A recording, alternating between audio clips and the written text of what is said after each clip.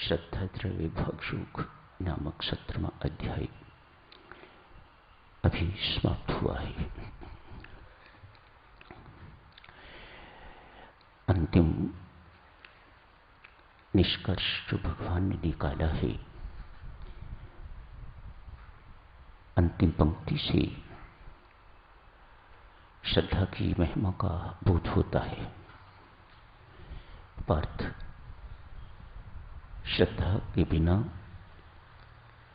शुभ कर्म, दान, पुण्य, यज्ञ इत्यादि जो कुछ भी किया जाता है वह व्यर्थ जाता है, वह कल्याणकारी नहीं है, न इस लोक में न परलोक में।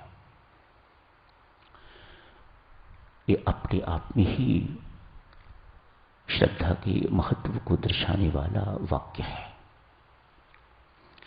इससे श्रद्धा का महत्व पता चलता है।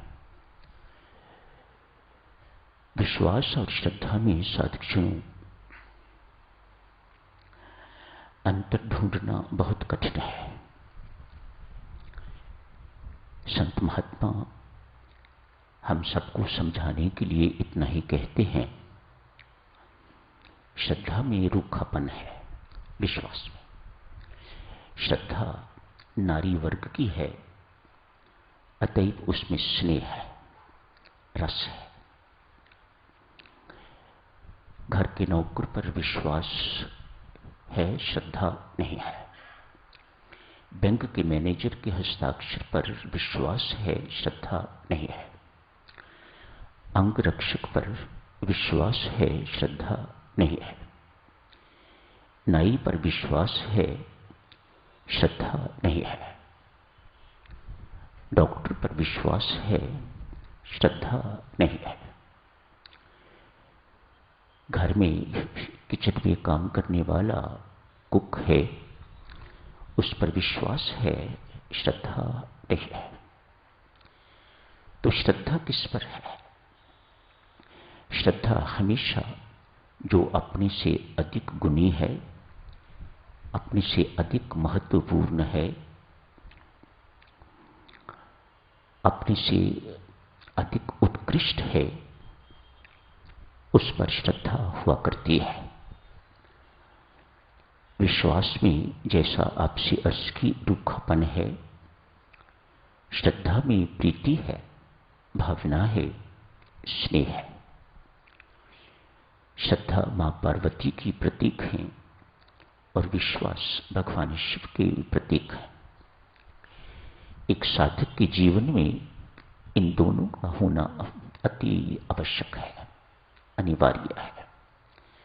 इसलिए रामचरितमानस में या कहीं और भी जब ये बात की जाती है, बिना भगवान शिव एवं पार्वती के पूजन से आपकी साधना सफल नहीं हो सकती, तो उसका अभिप्राय यही है, जब तक आप में विश्वास एवं श्रद्धा नहीं होगी, आप अध्यात्म रूपी, आप साधना रूपी महल का निर्माण नहीं कर पाओगे, आपको सिद्धि प्राप्त नहीं हो पाएगी।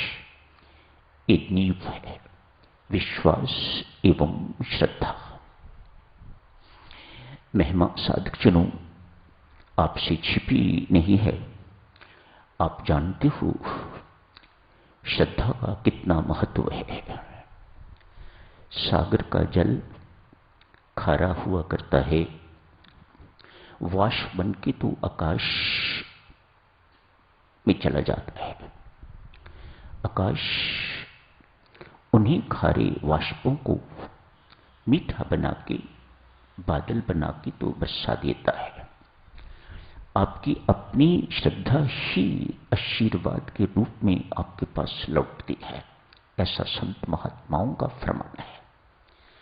आपकी जैसी श्रद्धा होगी, सात्विकी है, राजसी है, तामसी है, आज आपने पढ़ा, आपकी श्रद्धा ही आशीर्वाद बन के संतों महात्माओं से, गुरुओं से, शास्त्रों से वह आशीर्वाद बन के तो आपके पास लौटती है, जैसी भी आपकी श्रद्धा हुआ करती है। श्रद्धा का कोई मुकाबला नहीं है। बहुत उच्च भावना है। हृदय के साथ इसका संबंध है। विश्वास का संबंध संभवतया मस्तिष्क के साथ, बुद्धि के साथ, लेकिन श्रद्धा का संबंध तो सीधा हृदय के साथ है, भावना के साथ है। जिन्होंने श्रद्धा रखी, संत महात्मा यहां तक कहते हैं, संत के प्रति, गुरु के प्रति श्रद्धा एवं उस द्वारा दिए गए मंत्र के प्रति विश्वास, तो आपकी साधना सफल होने में देरी नहीं लगती। श्रद्धा गुरु के प्रति ही हो सकती है, संत के प्रति ही हो सकती है, मंत्र के प्रति तो विश्वास हुआ करता है। सो ये दोनों में अंतर संत महात्मा स्पष्ट करते हैं। कुछ एक उदाहरणों से देखते हैं साधकजनों। श्रद्धा का महत्व बहुत देर पहले एक गडरिये की कथा आपके समक्ष रखी थी। एक गडरिया रोज जंगल में भेड़ें बकरियां लेके तो चराने के लिए जाता है। रोज देखता है एक महात्मा नदी के किनारे आते हैं, आके कुछ भजन पाठ करते हैं, स्नान करते हैं, स्नान करके भजन पाठ के लिए बैठते हैं। अपने थैले में से कोई मूर्ति निकालते हैं, उनको भी स्नान करवाते हैं, चंदन का तिलक लगाते हैं, फिर गुड़ और शक्कर का भोग भी लगाते हैं। काले चने भी हैं, भुने हुए चने भी हैं, उनका भोग भी लगाते हैं। ये गडरिया बेचारा बहुत भोला है, सरल है। दिव्य सज्जनों, श्रद्धा का सरलता के साथ बहुत गहरा संबंध है। सरलता अकेली आपको मोक्ष देने में सक्षम है। अर्जुन सरलता का प्रतीक है, साधक नहीं है, उसने साधना नहीं की, लेकिन श्रद्धा का प्रतीक है, सरलता का प्रतीक है, इसलिए भगवान उसका पीछा नहीं छोड़ते। वह बेशक छोड़े, लेकिन भगवान उसका पीछा नहीं छोड़ते। एक गडरिया रोज देखता रहता है ये वृद्ध क्या करते हैं। आज हिम्मत करके पूछा, एक दिन पीछे पीछे जाके फॉलो भी किया, यहां से कहां जाते हैं। भेड़ों को भूल भाल के तो उनका पीछा किया। देखता है गांव में घुसे हैं, किसी घर से भिक्षा ली है, भिक्षा लेके तो फिर नदी के किनारे आ गए हैं वापस, और वहां बैठ के अपना भोजन किया है। नदी के किनारे ही एक पेड़ है, वहां बैठ के ये ध्यान इत्यादि करते हैं, पर रहते पास ही एक छोटी सी झोंपड़ी है, उसमें। गडरिया ये सब कुछ देख के बहुत प्रभावित हुआ है। आज पूछा, बाबा मैं अनपढ़ हूं, मेरे में बुद्धि की भी बहुत कमी है, मेरा कर्म देखो कैसा है। पशुओं के साथ रहता रहता मेरी पशु बुद्धि हो गई हुई है। आप कुछ बड़ी बात मुझे ना समझाना, मेरी समझ में नहीं आएगी। ये आप सब क्या करते हो? कहा, मैं परमात्मा की पूजा करता हूं। ये पूजा क्या होती है? तो अपने ढंग से वह बाबा उसे पूजा समझाते हैं कि पूजा ऐसी होती है। मुझे पूजा करनी नहीं आएगी, ये आप पहले ये करते हो, वो करते हो, मैं सब भूल जाऊंगा। मेरे अंदर ये सब कुछ याद रखने का समर्थ नहीं है। मुझे कोई सरल सा साधन बता दो जो मैं करूं और मैं भी तुम्हारे जैसा ही परमात्मा का पुजारी बन जाऊं। मुझे आप अच्छे लगते हो, मैं आप जैसा बनना चाहता हूं। मैं कैसे बन सकता हूं? मुझे कोई सरल सा सीधा सा साधन, आसान सा साधन बता दो। भक्तजनों, बाबा ने उसे परमात्मा का एक नाम बताया। सरल नाम बता सकते थे, पता नहीं इतना कठिन नाम क्यों बताया। सरल नाम था, राम बतलाते, राम राम जपा कर, भगवान नाम, तेरा कल्याण हो जाएगा। लेकिन ये न बता के शायद ये सोचा होगा कि बहुत सरल बता दिया जाए किसी को तो वो भी इतनी जल्दी उसकी कीमत मूल्य नहीं जाना जाता। अतएव कहा, परमात्मा का एक नाम है अघमोचन। अघ उस पाप को कहा जाता है जिसे जब तक भुगत न लिया जाए तब तक वह नष्ट नहीं होता। कुछ भी कर लो आप, किसी जप से, किसी तप से, किसी से भी नष्ट नहीं होता। उसका भुगतान भुगतना ही पड़ता है, उसे अघ कहते हैं। तो भगवान को अघारी कहते हैं, उस अघ का शत्रु। भगवान को अघमोचन कहते हैं, उस अघ को, उस अघों को मोचन करने वाला, उसका नाम अघमोचन। ये नाम बड़ा महत्वपूर्ण नाम, बाबा ने इसको बता दिया। ये नाम इसके लिए याद रखना कठिन, लेकिन गुरु के प्रति श्रद्धा बहुत है। कहा, थोड़े दिन की जाप के बाद देखा सरल है, सरलता है, इसमें प्रीति है, श्रद्धावान है, ये मेरी बात को अक्षरशः स्वीकार करेगा, पत्थर की लकीर मानेगा। ये सब बातें देख के तो गुरु महाराज ने उसके लिए कह दिया, वत्स तू इस नाम को जपा कर, जितना अधिक से अधिक जप कर सके करना, तुझे एक ना एक दिन परमात्मा के दर्शन होंगे। पूछता है, वो जिसके दर्शन होंगे वो कैसा होगा? सरलता के चिन्ह। पूछा कैसा होगा? अपने हिसाब से बाबा ने बताया, वह ऐसा ऐसा दिखाई देगा। ठीक है, बाबा चले गए। वह भी अपने कामकाज में लग गया। अब बाबा से मिलन नहीं होता। भेड़ बकरी तो जरूर लाता है, लेकिन दिन भर अघमोचन तो भूल गया। घमोचन घमोचन घमोचन घमोचन घमोचन घमोचन नाम जप करता है। तल्लीनता लाभ होने लग गई, मन एकाग्र होने लग गया, चित्त शुद्ध होने लग गया। भीतर परमात्मा प्रकट होने को तैयार है।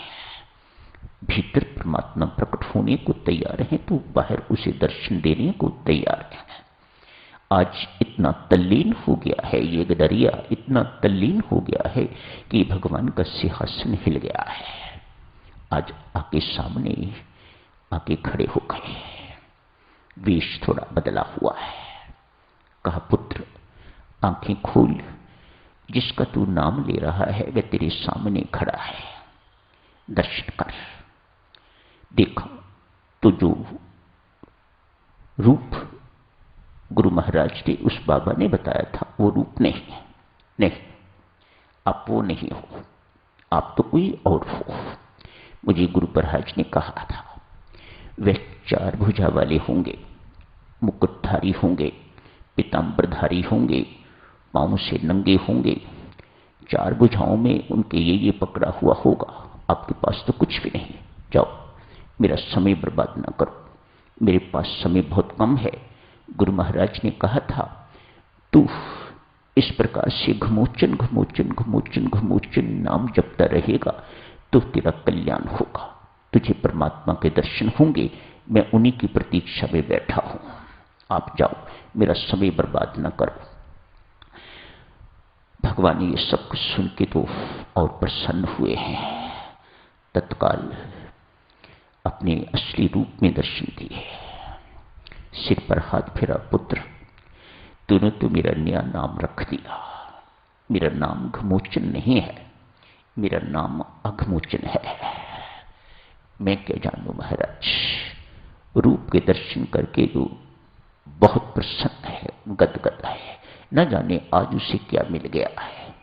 अतएव परमात्मा के श्री चरणों पर सिर रख के हाथों से उनके चरणों को पकड़ के छोड़ नहीं रहा। आज कोई बहुत अमूल्य चीज मिल गई है जिसकी कभी अपेक्षा भी नहीं थी, उम्मीद भी नहीं थी। उम्मीदों की बिल्कुल अतीत चीज मिल गई है मुझे, आशातीत चीज मिल गई है। आज अपना मस्तक भगवान के श्री चरणों से उठा नहीं रहा, हाथों से चरण पकड़ के रखे हुए हैं, कस हट्टा कट्टा है, बहुत बलवान है, भगवान के चरणों को बहुत कस के पकड़ा हुआ है। आखिर भगवान भगवान ठहरे, प्यार देख के, स्नेह देख के, प्रीति देख के, श्रद्धा देख के बहुत सारे आशीर्वाद दिए, बहुत प्यार किया, कहा वत्स अब मुझे जाने की इजाजत दो, अब मैं जाऊंगा, मुझे जाने की इजाजत दो।